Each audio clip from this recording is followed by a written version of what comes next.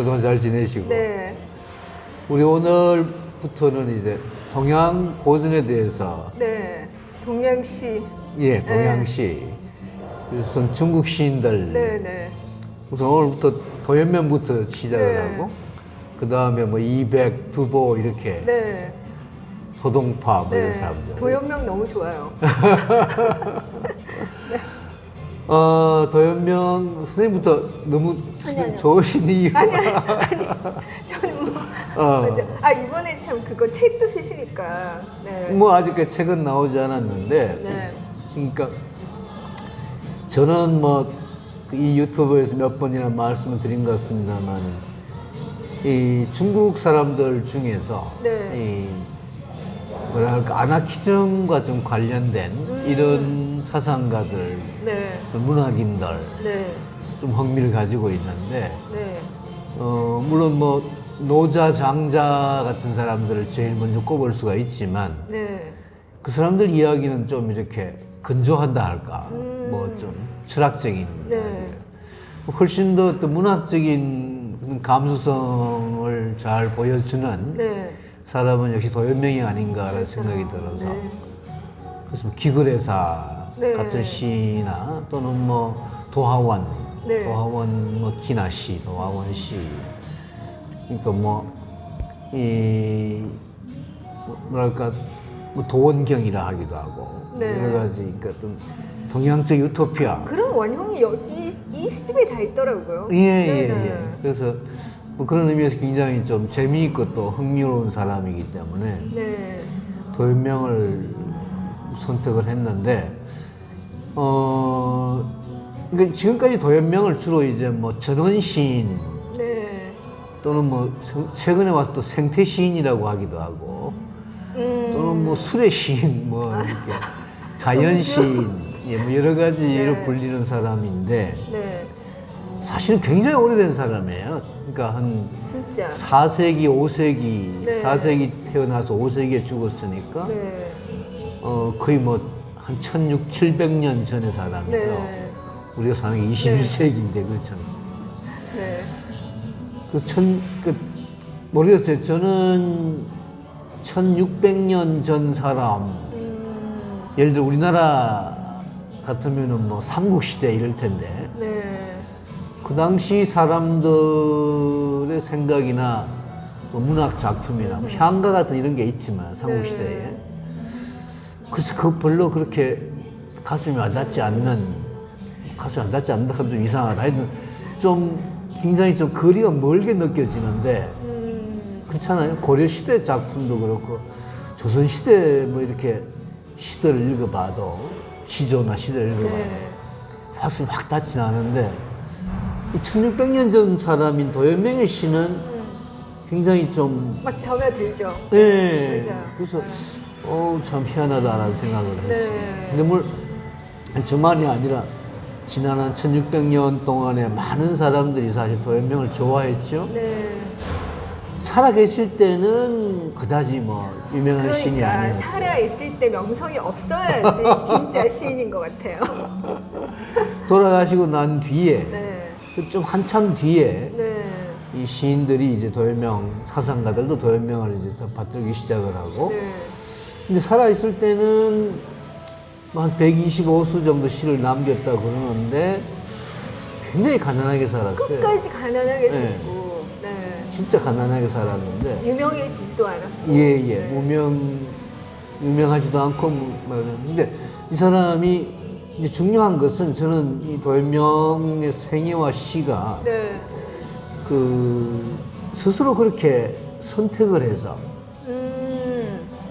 그러니까 시인으로서, 네. 나는 말하자면 이렇게 살겠다. 벼슬 하지. 그 당시 뭐 지금 동양사회라는 게 뭐 우리나라도 마찬가지였습니다만은 주로 이제 지식인들이 글을 아는 사람들이라면 네. 소위 사족, 사대부, 네. 선비족이라면 이제 주로 벼슬을 하는 게 네. 가장 그 보편적인 삶의 형태였는데, 네. 이 도연명도 벼슬을 하긴 합니다. 몇 번 나가긴 28살 했죠. 네. 때니까 사실 굉장히 늦어요. 그렇죠. 예, 그때는 뭐 과거가 없기도 했습니다만은 그러니까 뭐 28살 때 겨우 아주 미천한 그런 벼슬을 하다가 네. 40세까지 그날 3년 동안 벼슬살이를 해요. 그런데 벼슬을 하다 말고 항상 계속 벼슬에 대해서 회의를 하는 거예요. 그러니까 네. 실제로 벼슬에 있었던 시기는 한 3년? 3년 채 못 됩니다. 한 10여 년 동안 그렇게 방황하다가 나이 41살부터 시작해서 네. 62세 죽을 때까지 한 21년 동안 완전히 이제 벼슬과 그 거리를 두고 끊고 농사를 지으면서 농촌에서 농사를 지으면서 네. 시를 썼죠. 근데 이 시라는 게 그 당시 사람들의 삶을 이렇게 본다면은 이게 특이한 삶이에요, 이 삶이. 왜냐하면 이 동양 사람들, 특히 유교 쪽의 이제 이 사족들은, 사대부들은 물론 이제 벼슬을 하다가 안 할 수도 있습니다. 왜냐하면 세상이 마음에 들지 않으면, 세상이 자기 뜻과 같지 않으면, 네. 우리나라 그런 사람들 많잖아요. 뭐 벼슬 하다가 그만두고 시골에 내려와서 귀향해서 뭐 이렇게 그런 경우가 많은데 네. 대부분 이 벼슬이라는 걸 그 당시 그러니까 말하자면 지배계급, 네. 왕이 누구냐에 따라서 왕이 자기 마음에 들면 벼슬을 하고 마음에 안 들면 낙향을 하는 이런 식의 네. 생활 태도였는데 네. 도현명은 그와 달리 자기는 완전히 벼슬에서 벗어납니다. 그러니까 이 사람은 특이하죠. 그러니까 그 특히 이제 귀글의사 같은 경우 41살 할 때 쓰는 귀글의사를 보게 되면 돌아가야 된다. 시골로 돌아가야 된다. 시골이 황폐해졌다. 네. 그리고 내가 지금까지 살아온 삶은 거짓 삶이었다.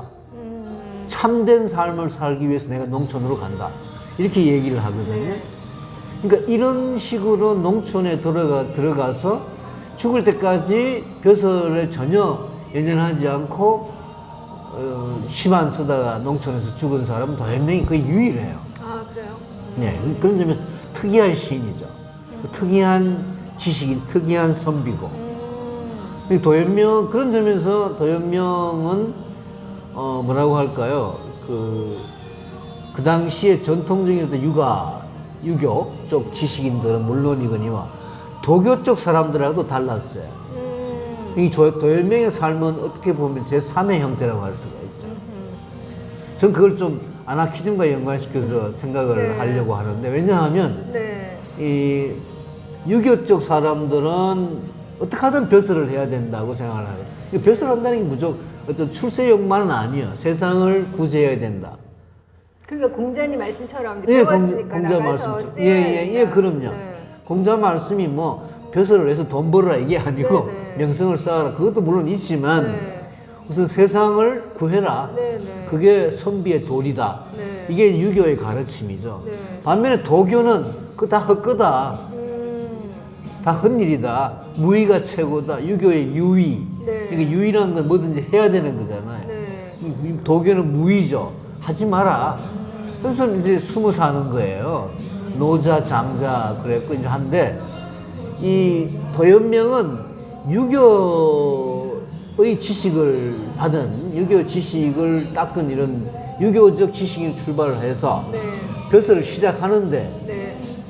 유교 지식인들은 벼슬 하다가 마음이 안 들면 낙향을 하고 다시 새로운 지배자가 마음에 들면 벼슬을 하고 이런 식으로 이제 하는 게 유교적 지식인들의 벼슬 태도인데 네. 도현명은 벼슬 자체에 대해 회의를 하고 끝까지 이제 그 은거 생활, 소위 은사 숨어 사는 사람으로서 살아가는데 그거는 도교 사람들이 그냥 숨어 사는 것과 달리 도현명은 시골에 살면서 숨어 사는 건 아니에요. 농사를 지은 거죠. 그러니까 이 도교 사람들은 물론 농사를 지은 사람도 있지만 장자도 농사 짓는 걸 좋아했지만 실제로 노자나 장자가 농사를 지었다는 기록은 별로 나오지 않아요. 도현명 같은 경우는 농사를 직접 짓고 노동을 했다는 거죠. 그렇죠. 네.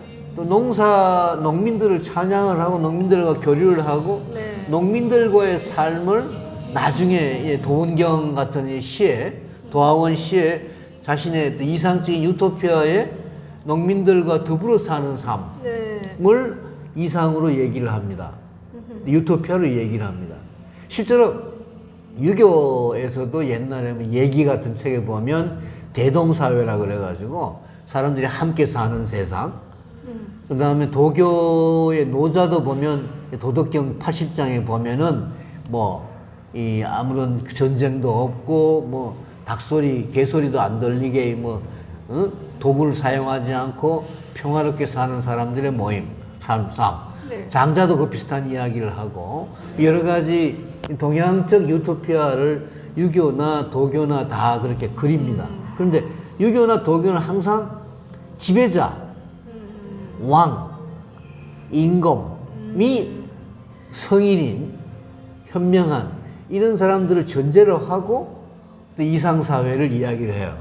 도연명의 이 도하원 세계는 이 도원의 세계, 그러니까 복숭아밭, 이상사 유토피아는 지배자가 없습니다. 지배자가 없고 농민들이 같이 자치하는 그런 사회를 이야기하는 거죠. 평화롭게 자치하는.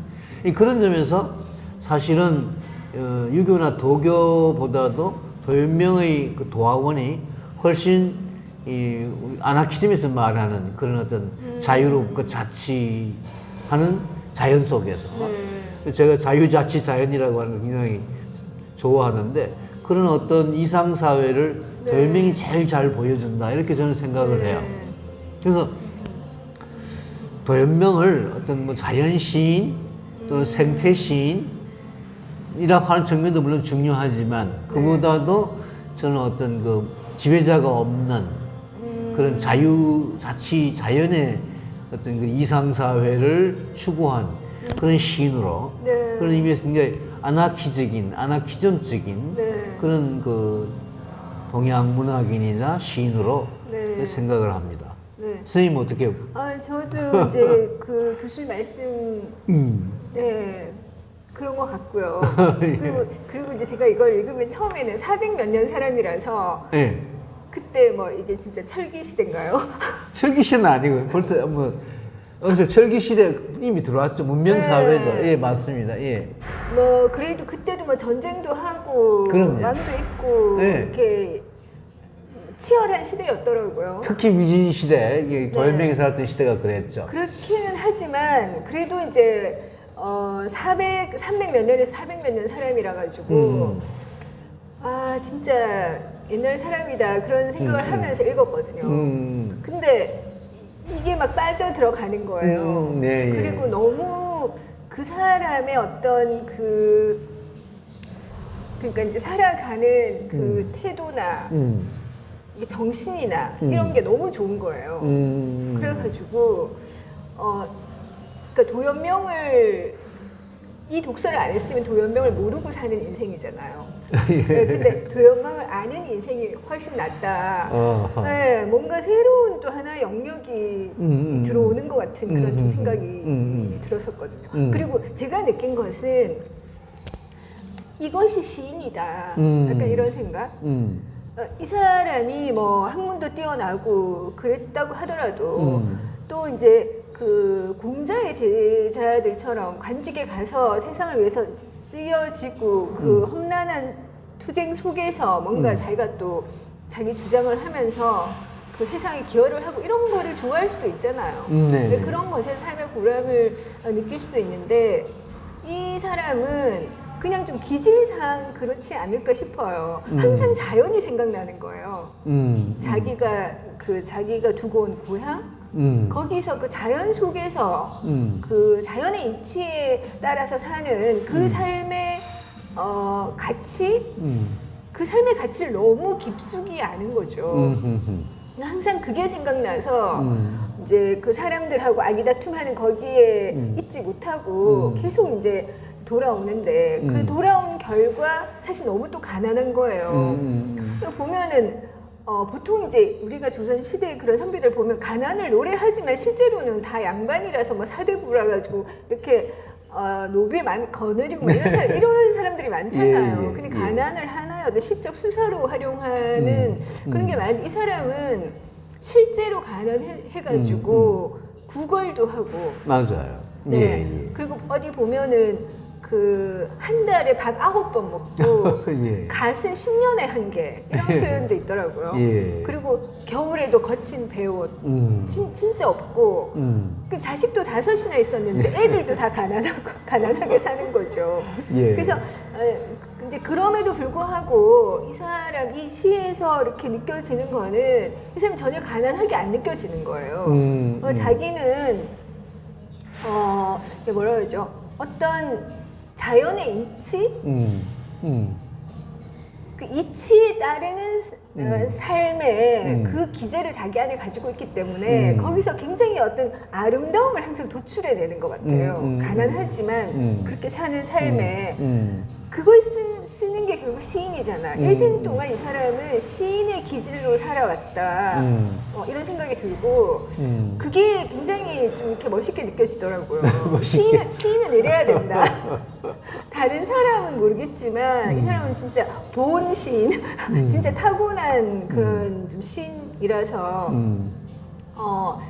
이런 사람이 이제 이 세상에 존재하면서 시를 써주고 그래서 우리가 또 그걸 읽으면서 그러니까 제가 느낀 거는 굉장히 마음이 맑아지는 느낌이었어요. 한 편 한 편 읽으면서 그래서 그게 정말 시인의 역할이잖아요.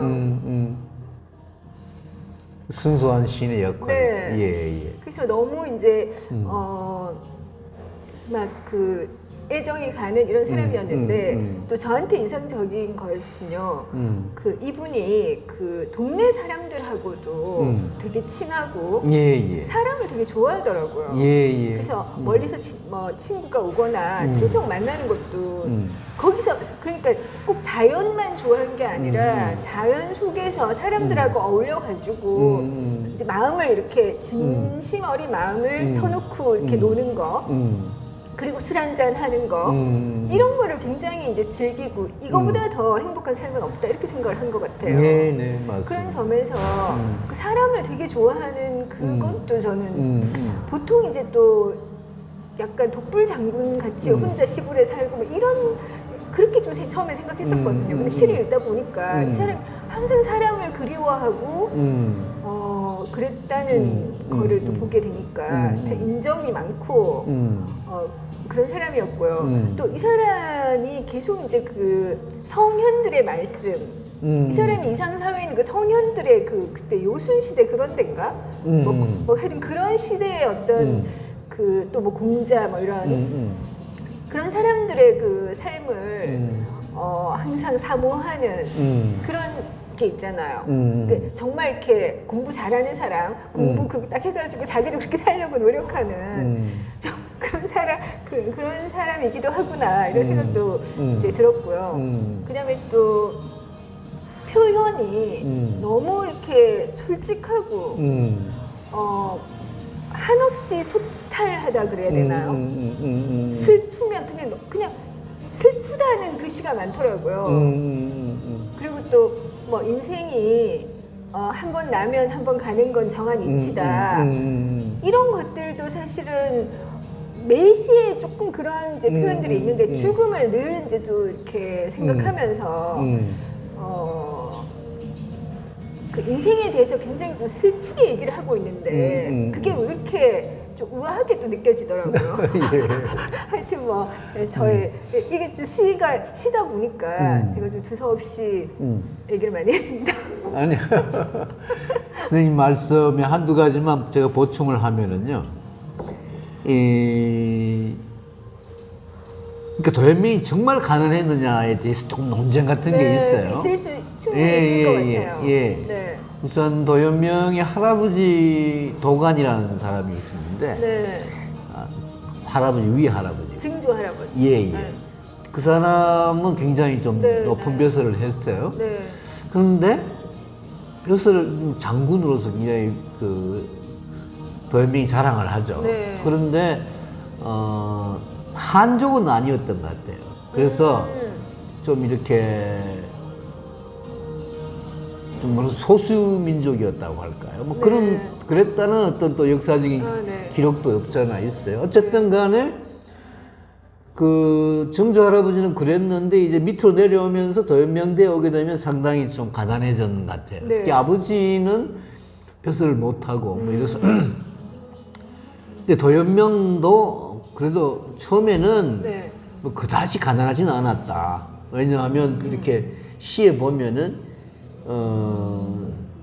밭이 여기저기 논밭이 여기저기 이렇게 흩어져 있고 도연명이가 뭐 남촌에도 가고 뭐 서쪽에도 가고 뭐 어디 가고 밭이 꽤나 많았던 땅이 그런 게 이렇게 나와요.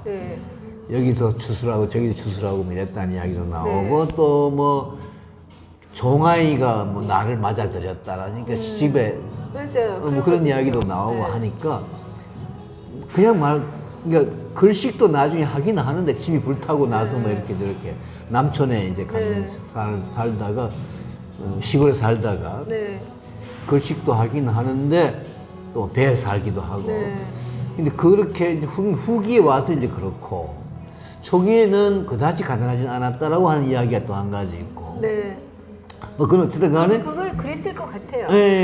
뭐 말년에는 굉장히 가난했는데 몇 차례 벼슬을 제의가 있었지만 그 가난을 그대로 맞아요. 벼슬 안 했죠. 벼슬 안 하고 이제 버텼다는 이야기죠. 그러니까 사실은 이 벼슬을 하고 안 하고는 굉장히 중요한 이야기인데 그 당시 사회에서는 왜냐하면 그 지식인이 벼슬을 하지 않고 먹고 살 방법이 없어. 근데 저 다연명은 이제 농사를 지어서 생계에 관련돼 있잖아요. 그렇죠. 생계 그야말로 생계에 직결되는 문제죠. 자급자족하는 농사일을 택했다는 건 굉장히 중요한 결단이고 그 당시 그 시대의 어떤 지식으로서 보기 드문 일이었고 그 다음에 이제 이 사람이 시를 쭉 쓰는 과정에서 선생님 방금 지적하신 바와 같이 처음에는 그러니까 말하자면 벼슬을 하지 않고 않았다는 것은 결국 이제 그 당시에 어떤 자기와 같은 지식인 계층 또는 이제 벼슬 계층 지배 계층과는 상당히 거리를 두면서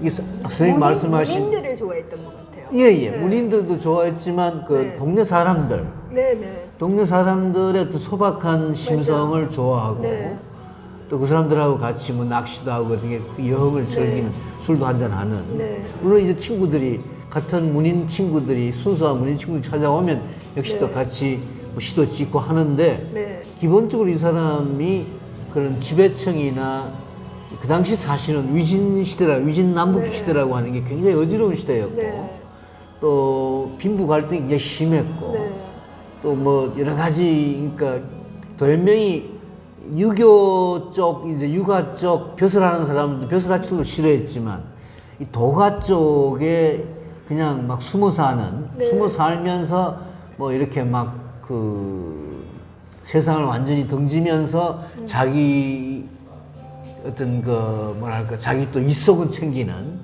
이런 어떤 위선적인 어떤 도가 사람들도 싫어했습니다.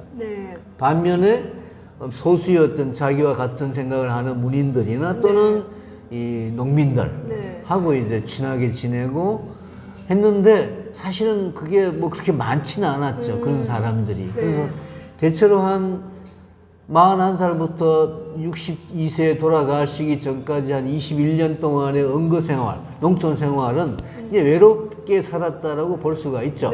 물론 이제 친구들이 와서 같이 시를 짓기도 하고 한데. 가끔이죠, 그게. 근데 그 시기에 하여튼 끝까지 그걸 이제 벼슬을 거부하고 그러면서 자기 나름으로 이제 이상사회를 꿈꾸는 근데 사실 또 아까 잠깐 언급을 했습니다만 도연명의 어떤 그 이상사회라고 하는 것은 동양적인 어떤 이상사회, 유교적, 도교적인 차원의 이상사회가 조금 많이 달라요.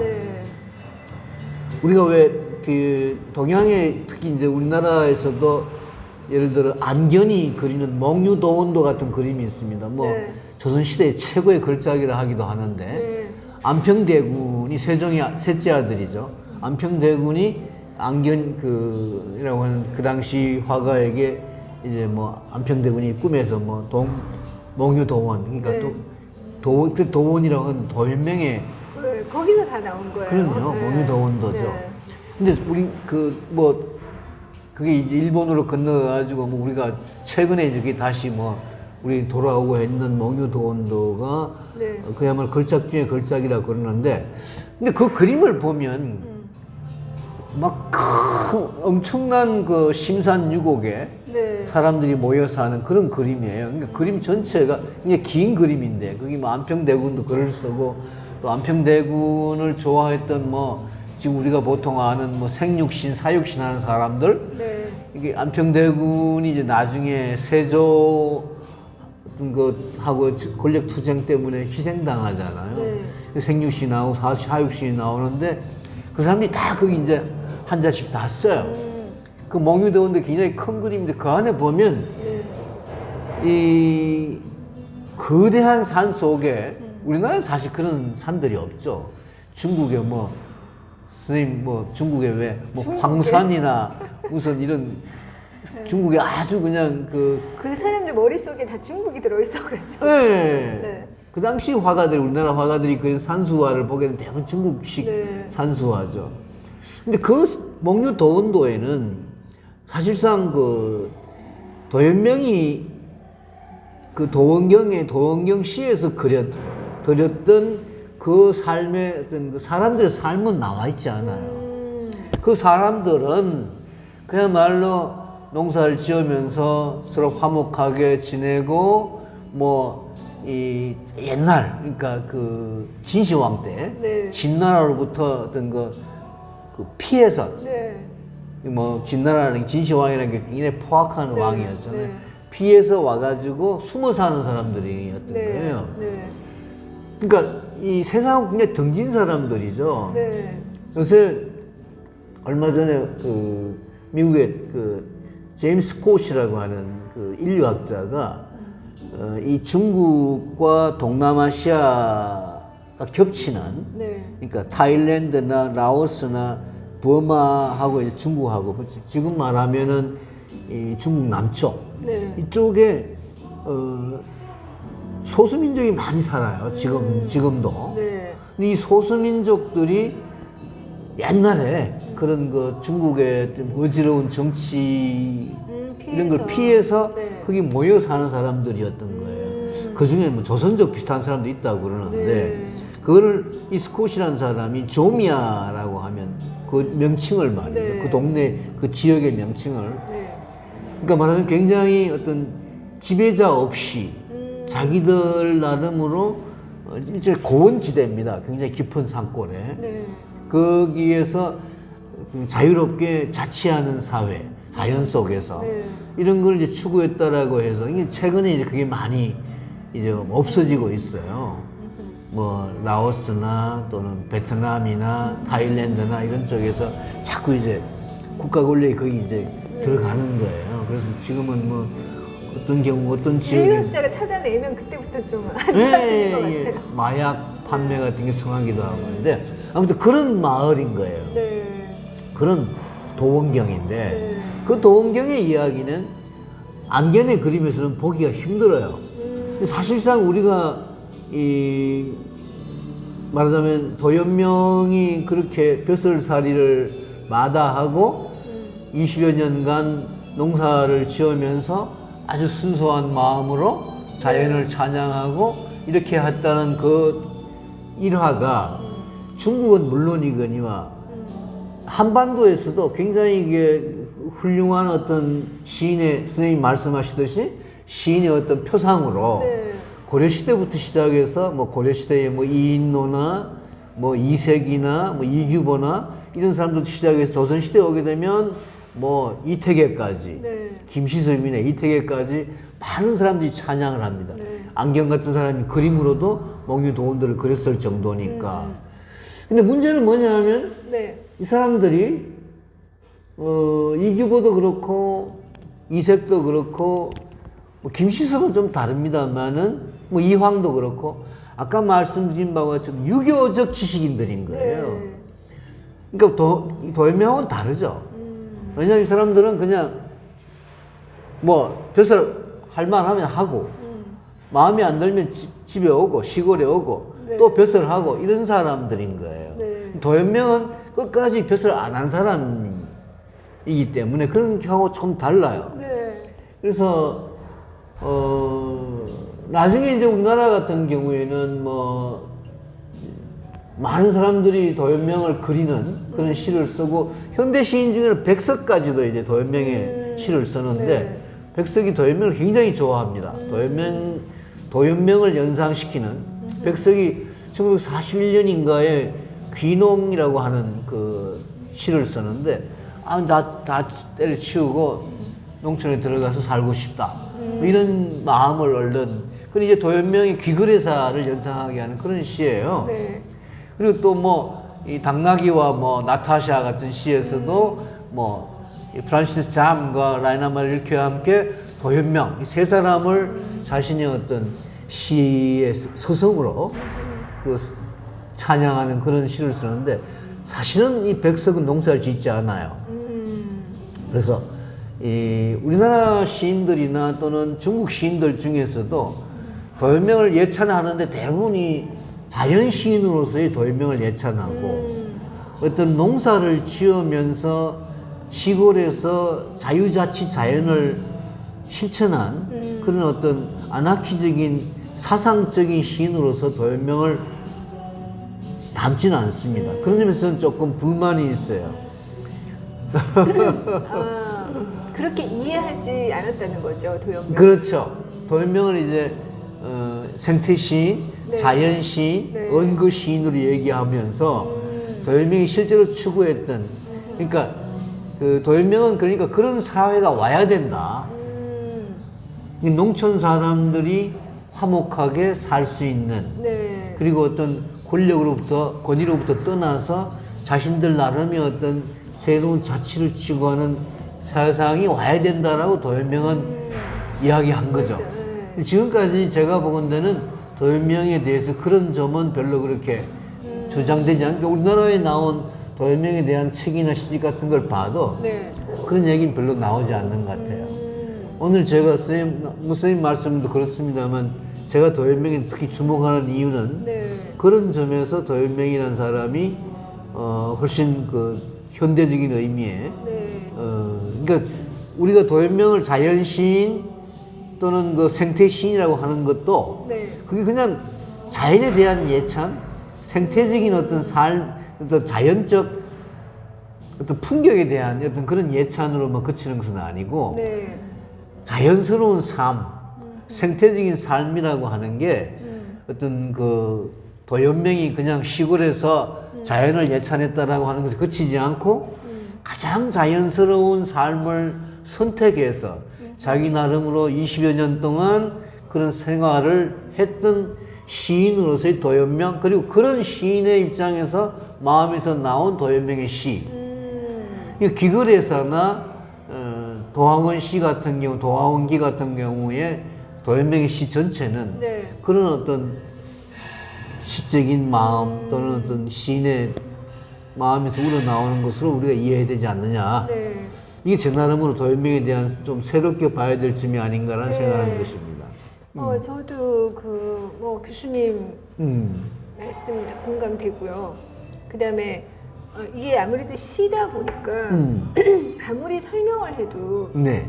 실제 시를 읽었을 때 그 예. 사람의 뭐 이렇게 좀 시선과 마음이 전달돼 오잖아요.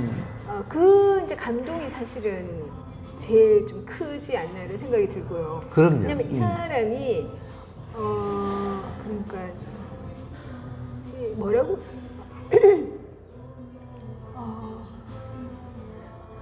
마음이 정말 이렇게 소박하고 그리고 이제 막 잘난 척 하려고 한다거나 과장이 없고 네. 솔직하죠. 정말 그 자연 속에서 자기도 하나의 자연으로서 또 그 자연의 아름다움을 또 세심하게 다 그걸 이제 관찰하고 그런 걸 뭐 바람과 나무와 뭐 뭐 햇볕, 이 사계절을 다 자기가 느끼면서 그 속에서 살아가는 한 인간, 그리고 언젠가는 반드시 죽는 그 운명을 이제 알고 살아가는 그런 어떤 인생의 그 자리가 너무 고스란히 이제 그 시 속에 들어있으니까 읽으면서 이렇게 우리가 가진 허세 같은 거 있잖아요. 허세도 좀 떨어져 나가고 또 권력에 대한 욕망 이런 것도 이게 정말 가치가 없는 거구나 하면서 그런 것도 좀 이렇게 우리가 인위적으로 입은 옷을 좀 이렇게 벗고 신선이 되는 것이 아니라 그냥 인간이 되는 거죠. 네. 그 자리에서 아주 마음이 맑아지는 그런 느낌이 있더라고요. 그래서 아마 조선시대에 이제 권력을 탐하고 항상 조정에 들어갈 틈만 엿보는 이런 사람들도 자기가 뭐 귀양가 있을 때나 아니면 거기 없을 때는 이 도연명의 시를 읽으면서 마음을 다스렸을 것 같은 거예요. 맞아요. 네, 그런 의미에서 좀 정신적 지주, 네, 오랜 시간 동안 한국 사람들의 한국의 이제 그런 그 권력자들에게도 어떤 정신적 지주가 됐을 것 같고요. 예, 저는 도연명의 진짜 삶을 생각해 봤을 때 그만큼 제가 이제 그런 보니까 뭐 마지막에는 벼슬에 나갔다가 한 3개월 만에 또 돌아오고 그 벼슬 했다고도 볼 수 없잖아요. 막상 가서 보면 이거 아니다 싶어서 이제 그 두고 온 자연이 너무 그리워서 다시 돌아오고 그러면서 이제 가난을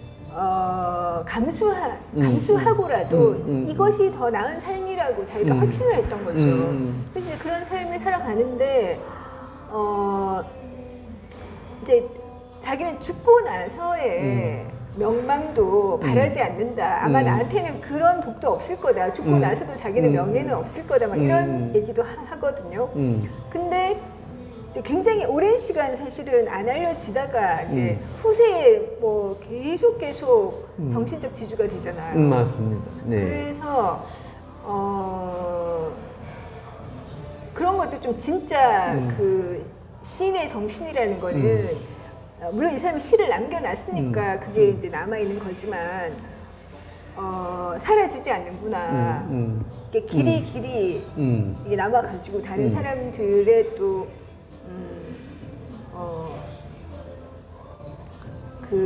뭐라 그러죠? 그 스승이 된다는 그런 생각이 들고요. 근데 도연명 자신도 그 자기 물론 그런 기질이 있었지만 성현들의 말씀을 굉장히 열심히 읽고 그것을 좀 기반으로 해서 자기 이제 삶을 정립해 나가는 그런 좀 문인 그 뭐라 그러죠? 그 학자적인 이제 좀 그런 기질의 사람이 아니었나 싶어요. 네. 맞습니다. 말씀하세요. 예. 네.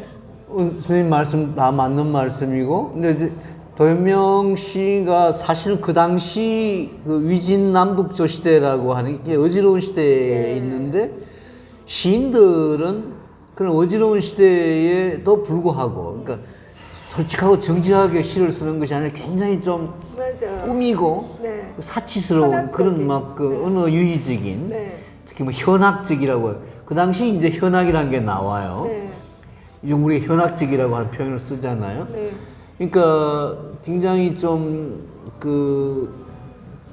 뭐라 그럴까 과장이 심한 나중에 이백 같은 사람 보면 그렇게도 모르겠습니다만 그런 시를 썼는데 반면 도연명은 대단히 솔직하고 그냥 수식 별로 없이 딱딱 직접적인 그런 시를 썼단 말이에요. 그래서 당시에 인기가 없었던 거예요. 그렇죠. 그러니까 그 당시 사람들한테는 별로 이게 이거 뭐 이게 시냐 이게 뭐 그냥 우리 식으로 말하면 뭐 그냥 자기 하소연이 네, 뭐 기사냐 이런 식으로 얘기를 하는 정도겠죠. 그러나 도연명이 사실 스님 말씀하신 바와 같이 그만큼 진실하고 진지한 사람이었기 때문에 표현도 그렇게 나온 거라고 볼 수가 있고 또 하나 이제 도연명의 특이한 점 하나는 이제 소위 사생관인데 그러니까 그 당시에 뭐 유교도 그렇고 도교도 그렇고 유교는 뭐 공자나 맹자는 뭐 이 귀신을 믿지 않았다 그러면서도 이 제사, 예를 들어 3년상 같은 거에 대해서 굉장히 또 중하게 이야기를 하잖아요. 그래서 귀신을 안 믿으면서도 또 그런 제사 같은 의례를 굉장히 중시한 반면, 예를 중시한 편이죠. 도교는 뭐 신선사상 이런 걸 이제 굉장히 중시했기 때문에 뭐 이런 그 조금 도연명 같은 경우는 선생님 말씀하신 바와 같이 죽으면 끝이다. 네. 더 이상 아무것도 없다. 네. 이 자제문이라고 하는 이제 글을 마지막에 쓰는 자기가 스스로 그 제문을 쓰는 거죠. 내가 죽고 난 뒤에 아무것도 하지 마라. 뭐 울지도 마라. 그냥 뭐 좀 그냥 묻어다오. 묻고 치워라. 아무것도 뭐 명성도 필요 없다. 아무것도 필요 없다. 죽음 이후에는 모든 게 끝난다. 이건 사실 그 당시에 중국인으로서는 유교는 물론 도교적 뭐 그런 거 사실 굉장히 좀 특이한 사고 방식이죠. 근데 도연명의 그런 죽음에 대한 단호한 그런 태도, 죽음에 대해서 아무 신비감이라든가 뭐 이런 뭐 그 죽음에 대한 공포도 없고 아주 담담하게 죽는 걸로 끝이다. 그냥 그걸로 끝이라고 하는 것은 중국 사람들의 어떤 사고방식과는 굉장히 다른 점이죠. 어떻게 보면 대단히 현대적이라고 할 수도 있겠고 그런 그 사생관은 끝까지 이 사람이 견지하는 것인데 그만큼 삶에 대해서 이 사람의 태도가 단호했다는 이야기죠. 그렇죠. 항상 죽음이라는 걸 품고 살았던 것 같아요. 그렇습니다. 예. 건강이 안 좋았는지 잘 모르겠지만 만년에 가면 건강이 이제 안 좋아서 우리가 흔히 말하는 소위 뭐 학질 이걸 이제 그 걸려가지고 몇 번 이제 걸립니다. 말라리아라고 요새 우리가 하기도 하는데 그럼 이제 말라리아로 죽죠. 학질로 학을 뗀다 뭐 이런 그 표현이 있습니다만은 그 학질. 그게 그거예요? 예, 그게 그겁니다. 굉장히 그 당 옛날 사람들로서는 무서운 병이었죠. 그래서 62세로 죽는데 아무튼 이 도연명이 뭐 악수님 말씀대로 그 당시 뭐 유교는 물론 유교 경제는 물론 이미 한나라 시대 때 유교가 국교 비슷하게 되어버리잖아요. 근데 이제 위진남북조 시대에 오게 되면은 굉장히 좀 시대가 세상이 어지러워지니까 뭐 불교적인 것, 도교적인 것 이런 것이 굉장히 유행을 했어요. 그러니까 그런 시대적인 그 경향에 맞추어 그런 시대의 영향을 받았겠죠. 도연명도 뭐 유교는 물론이거니와 도교, 뭐 불교 쪽에도 굉장히 공부를 많이 하는데 도연명이 불교에 대해서도 이제 뭐 그 당시 유명한 선님들하고도 교분을 가지고 이제 하게 되는데 불교는 왜 그 내세에 대해서 뭐 윤회 사상 같은 걸 이야기하잖아요. 근데 그 점에 대해서 아주 그 선을 긋습니다. 유교, 윤회 뭐 이런 거 없다. 뭐 그런 그 내세에 대한 사상의 측면에서 굉장히 이제 선을 분명히 긋는데. 그럼에도 불구하고 불교의 어떤 여러 가지 그러니까 그 말하자면 어떤 벼슬을 하지 않는다라든가 뭐 이런 어떤 속세적인 것하고 거리를 두는 삶의 태도는 불교로부터 영향이 있었다고 저는 생각이 되고 도교적인 측면도 사실은 이제 이 뭐 유교에서는 굉장히 벼슬을 중시하는데 도교에서 그런 걸 또 싫어하는 것도 도연명에게 영향이 있어요. 제가 보건대는 유교, 도교, 불교 뭐 이런 뭐 여러 가지를 도연명이 받아들여서 자기 나름대로 특이한 그러니까 불교적인 탈속의 측면이 있으면서도 불교의 어떤 내세관과는 거리를 두고 또 유교의 어떤 스님도 말씀하신 바가 유교 성현들에 대해서도 굉장히 사람이 조예가 깊고 특히 이 논어나 이런 쪽에 나오는 그 유교적 성현 중에서도 이 안해라든가 이런 말하자면 좀 비유교적인 사람들 그러니까 농사를 짓는다든가 하는 사람들에 대해서 관심이 있었어요.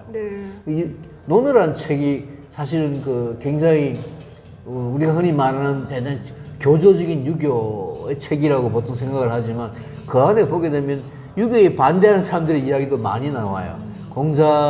그런 점에서 논어라는 게 굉장히 흥미로운데, 도연명이 주로 이제 유교 쪽에 대해서도 정통 유교보다도, 왜냐하면 도연명은 뭐 예라든가 이런 걸 다시 중시하진 않아요. 특히 벼슬을 중시하지 않는 거 보면 유교하고 상당히 거리를 두고 있거든요. 그러면서도 유교 또 논어나 이런 쪽에 나오는 이 성현들에 대해서 굉장히 관심을 가지는 그런 또 이야기 시에도 나옵니다, 여러분. 그래서 동양 전통이라고 하는 유불선, 우리도 뭐 그런 걸 융합했다라는 그 평가가 있습니다만은 도연명의 경우에 그것이 상당히 좀 뚜렷하게, 그래서 아마 그런 점도 우리나라 사람들이 도연명을 좋아하게 되는 요인이 아닌지 모르겠다는 생각이 들기도 하고. 그리고 사람이 뭐 이렇게 예를 이제 막 이렇게 좀 의식을 차리고 이런 거는 아니지만 예. 기본적으로 그런 그 유불선의 교양이 다 들어가 있는 것 같아요. 그렇죠. 그래가지고 예. 자기 자신이 좀 사람이 점잖고 그러니까 야만스럽지 않다는 거죠. 이 사람이 그럼 당연하죠. 보통 이제 그런 거 다 아니고 막 이렇게 하는 게 아니라 예. 왜냐면은 자기 그 누이에게 뭐 제문을 쓰고 그런 거 보면은 그 사람들의 어떤 인품, 온화하고 뭐 다른 사람을 이렇게 돕고 뭐 예를 중시하고 이런 걸 다 칭송해 놨더라고요. 이 사람도 자기도 이제 그런 걸 좋아한다는 거고 그 가문이 그 증조 할아버지 때부터 그런 이제 그런 교양이 좀 이렇게 내려와 있는 거죠. 근데 이 사람이 제가 생각할 때는 그런 학문을 시인으로 소화를 한 것 같아요. 그러니까 이제 그런 이론적인 것을 다 떨쳐내고 세상을 아주 그냥 그러니까 직관적으로 보는 그 감각이 뛰어났던 거죠. 그러니까 이제 죽음에 대해서도 그냥 직시를 하는 거예요. 자연도 사실은 모든 동물도 있다가 다 죽고 뭐 생명체는 결국 다 죽으니까 그건 정한 이치다. 이러면서 그 죽음이라는 걸 항상 품고 살면서 자기의 죽음까지도 담담하게 이거는 이치다 이러면서 그동안 잘 살았다 이러면서 받아들이는 그런 것도 그런 태도도 저는 정말 독특하다 싶었어요. 그러니까 도연명이 분명히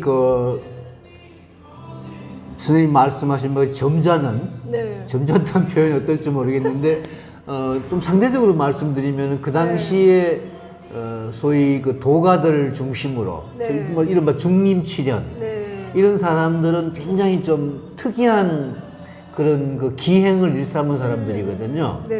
뭐 완적 같은 사람, 해강 같은 이런 사람들이 세상이 어지러우니까 막 그 좀 미친 체를 하기도 하고 광기를 부리기도 하고 뭐 지금도 그런 사람들 있잖아요. 기인들 있잖아요. 그런 사람들이 소위 은사로서 숨어 사는 도가적인 그런 어떤 풍을 갖는 사람들로서 굉장히 좀 많은 그런 사람들이 많았어요. 그러니까 뭐 아주 현학적인 이야기도 많이 하고 했는데 도연명 전혀 그렇지 않은 사람이죠. 예를 들어 뭐 도연명 뭐 자식에 대해서도 그렇고 뭐 아내에 대해서도 세상 사람들에 대해서도 뭐 어떻게 보면 굉장히 상식적인 사람이었어요. 뭐 기행을 일삼는 이런 사람은 전혀 아니었죠. 자식에 대한 시 하나 읽어볼까요? 예, 그거 제일 웃겨가지고 자식이 훈계한다고 하면서 자식을 굉장히 좀 이렇게 폄훼하는 그런 이야기도 나오죠. 네, 자식이 말을 말 안 듣는다. 도연명의 시 중에서 좀 재밌는 시인데요. 자식들을 나무라다. 제목이. 예, 맞습니다. 책자인데요. 흰머리가 양쪽 귀 밑 덮고 피부도 더 이상 실하지 못하다. 비록 아들을 5 두었지만 모두 종이와 붓을 싫어한다. 서는 이미 16살이지만 게으르기 정말 짝이 없다. 서는 15살이 되어가는데 책 읽기도 산수도 좋아하지 않는다. 옴과 다는 13살이지만 6과 7도 구별하지 못하고 통이란 놈은 9살이 가까웠건만 배와 밥만 찾는다. 타고난 운이 만약 이러하다면 에라 술이나 먹자. 뭐 이렇게 이거는 이제 좀 재미있는 시잖아요. 예, 그렇죠. 자식을 저렇게 이야기하는 시인들은 거의 없죠. 대부분 유학자들 보게 되면 자식을 자랑하고 자기를 자랑하고. 그러니까 아까 자제문 이야기를 말씀드렸습니다. 죽기 직전에 그러니까 네. 자 스스로 제문을 지은 것인데 네. 나 가난하게 살았다. 네. 부끄러움 없다. 네. 잘 살았다. 네. 뭐 술 한 잔 뭐 있으면 좋겠다. 뭐 네. 이런 식으로 네. 굉장히 담담하게 이야기하잖아요. 네. 반면에 그 비슷한 그 시는 아니지만 이 자찬 그 묘비명 같은 거를 정약용 선생이 쓴 게 있어요. 다산 네. 정약용 선생. 네. 내가 정약용 선생을 참 좋아하지만 거기 보게 되면 막 내가 얼마나 머리가 좋았고 훌륭한 사람이고 네. 왕들의 은총을 입었고 네. 뭐 아내도 훌륭한 양반 집안 출신이고 자식들도 네. 잘 뒀다. 네. 뭐 이런 식으로 자기 자신을 막 이렇게 예천하는 네. 그 묘지명이 나와요. 네. 물론 그건 이제 그 정약용 선생이 나름으로 자부심 또 자신이 살아온 그 험난한 세상에 대한 어떤 원망 네. 나름대로의 어떤 그런 것을 담은 솔직한 이야기이지만 도연명 같은 경우에는 전혀 그런 네, 어떤 자기 자랑은 하지 네, 않아요. 네. 방금 읽은 시에서 정말 보시다시피 안 하고 자식마저도 네네. 책망을 하고 있는. 네. 아마 자식을 저렇게 이야기한 시인은 세상에 도연명 말고는 없을 것 같아요. 아니 그리고 제가 이제 그 이 시에 보면은 슬프다로 끝나는 게 되게 많아요. 예. 그러니까 그냥 슬프다는 것을 그 인생이 이렇게 그렇게 뭐 행복하거나 그렇지 않고 뭐 이렇게 해가지고 슬프다라고 하는데 그 슬픈 걸 그대로 얘기하는 것을 읽고 난 느낌이 뭔가 그 슬픔이 치유되는 느낌이 있어요. 그러니까 보통 우리가 자꾸 그걸 그냥 시 안에서 승화시키려고 하잖아요. 슬프다는 것을 그냥 그대로 슬프다고 말하지 못하고 이건 뭔가 부족한 것 같으니까 이걸 자꾸 다른 것으로 이제 좀 미화해서 이제 표현하는 시들이 많은데 이거는 한참 얘기하다 그냥 너무 슬프다. 자기 제문에서도 마지막에는 슬프다 그러거든요. 맞아요, 맞습니다. 예. 근데 이제 그렇게 정말 있는 그대로 사실 인생이 한편 굉장히 좀 슬프잖아요. 그렇죠. 네, 예, 슬픈 예. 사람이 많은데 그냥 슬프다고 표현하는 그것이 너무 진실하게 느껴지니까 또 그 겸손함? 하여튼 그런 게 느껴져가지고 이 시가 주는 그 감동이 있지 않나 싶어요. 자기 삶을 조금 더 과장하지 않는 것 같은 거예요. 근데 이제 또 그 술에 관한 거 초기에는 초반에 앞에 이렇게 보면서 계속 술 얘기가 너무 많이 나와가지고 예. 이 사람이 알코올 중독이었나 이런 생각도 살짝 했는데 예. 그러니까 이제 술을 한잔 하면서 그 사람 친구들하고 마음을 터놓고 얘기를 하는 그 분위기를 굉장히 즐겼던 것 같아요. 자연 속에서. 그럼요. 네. 그 술 이야기가 나온 게 뭐 도연명을 술의 시인이라고 하기도 하는데 사실 뭐 중국에 술이 종류가 수없이 많잖아요. 우리도 마찬가지입니다만은 도연명이 시에 나오는 술은 대부분 막걸리 같은 거예요. 네. 그러니까 아내가 담근 뭐 농주 같은 이런 그 술이죠. 네. 우리나라 막걸리 같은 술이 중국에도 있었습니다. 네. 그걸 뭐라고 하던데 몽주라 그런가 뭐 하여튼간에 굉장히 그냥 쌀알이 뭐 어떻게 하는 이야기도 나오죠. 막걸리에 그 막주 그런 술이었고.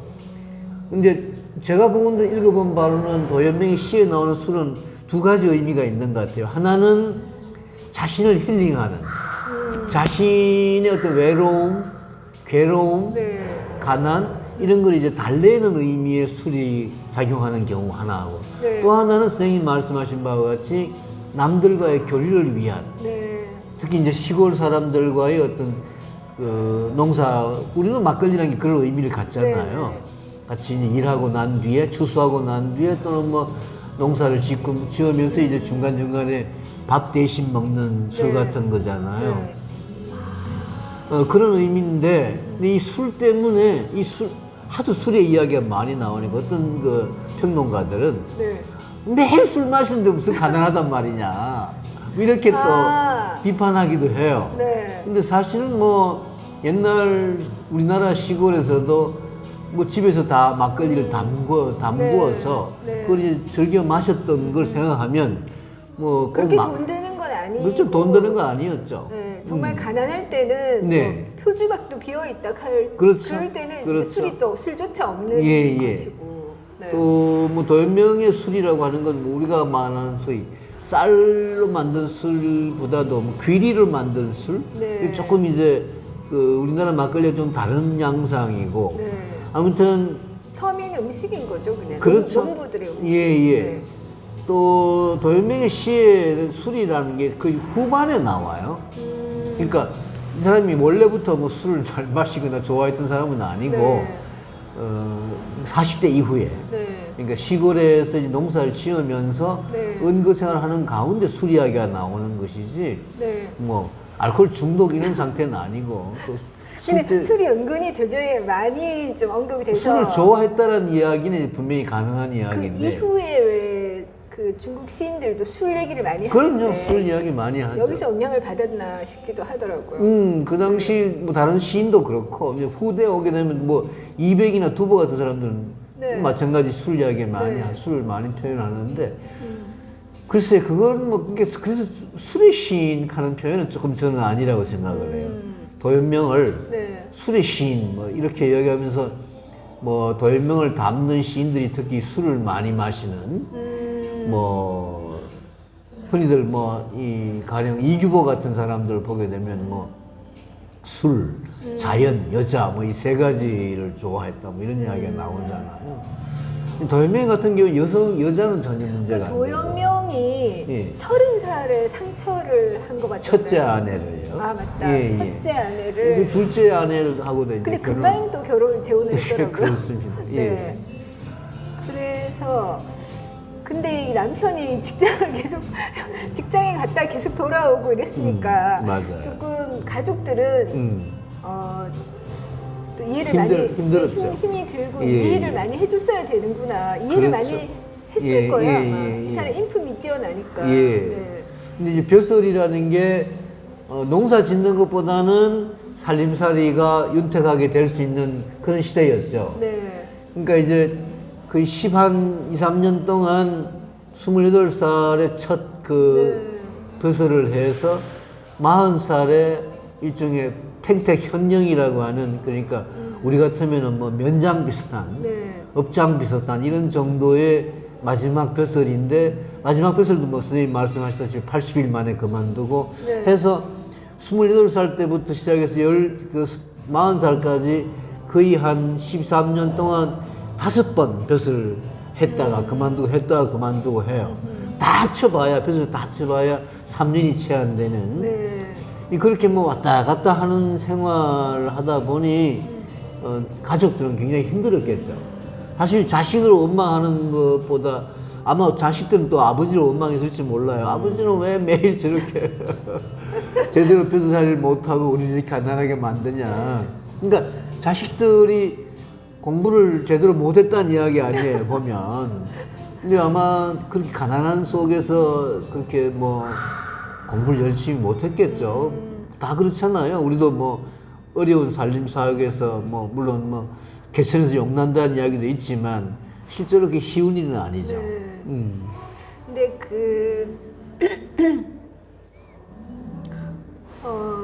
계속 시를 썼다는 거. 예. 제 생각에는 이 사람이 그냥 뭐 이렇게 자연을 좋아하기도 했지만 자기가 이제 시로서 자기 표현을 할 수 있었기 때문에 이것을 위해서 계속 돌아왔을 수도 있겠다는 생각이 또 들어요. 왜냐면은 그 권력을 위해서 아기다툼하는 세계에서 시가 나오기 힘들잖아요. 맞습니다. 그러니까 이 돌아와서 이 안에서 삶에서는 자기 자신을 온전하게 표현할 수 있는 이 시라는 매체가 있으니까 자기가 이 시의 완성도를 이제 거기 그 완성도라기보다 자기 자신을 이제 자기 존재를 표현할 수 있는 도구였던 거죠. 그래서 이거를 이제 계속 쓰면서 거기서 오는 만족이 굉장히 컸기 때문에 다른 모든 것을 좀 감수할 수 있지 않았겠나. 맞습니다. 그런 좀 생각이 들고 그 이제 자기가 그 가난을 묘사할 때 거친 배옷, 겨울에도 거친 배옷만 입고 살았다 이렇게 얘기를 하는데 네, 예. 이 사람의 시가 이제 거친 배옷 같은 거예요. 이렇게 줄기만 딱 남아 있는 나머지 그 쓸데없는 거 다 떨어져 나가고. 예. 그러니까 그런 그 시를 쓰면은 거기서 이제 자기가 말하고 싶은 게 온전하게 딱 드러나니까 이거는 그 다른 사람이 뭐라 그러든 자기가 알잖아요. 이게 완성되었다는 거를 시가 완성되었다는 거를 그래서 시인으로 살기 위해서 계속 돌아왔던 것 같고 이 사람이 뭐 시가 126수인가 하여튼 그게 당시에 당시 다른 시인들과 비교해서 편수가 제일 많았다고 하더라고요. 그러니까 굉장히 많은 시를 쓴 거죠. 그래서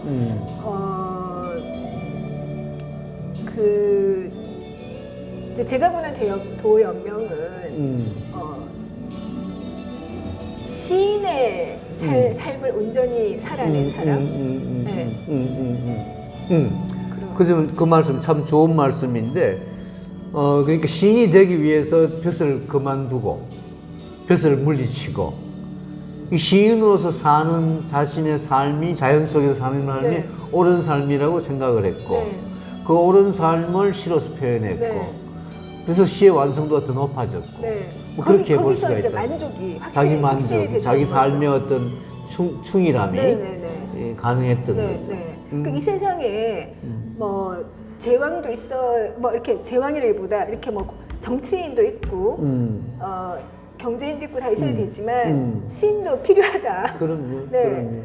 그럼요. 그런 의미에서 이제 그 시인의 존재 방식을 오롯이 보여준 사람 제가 봤을 때는요. 그리고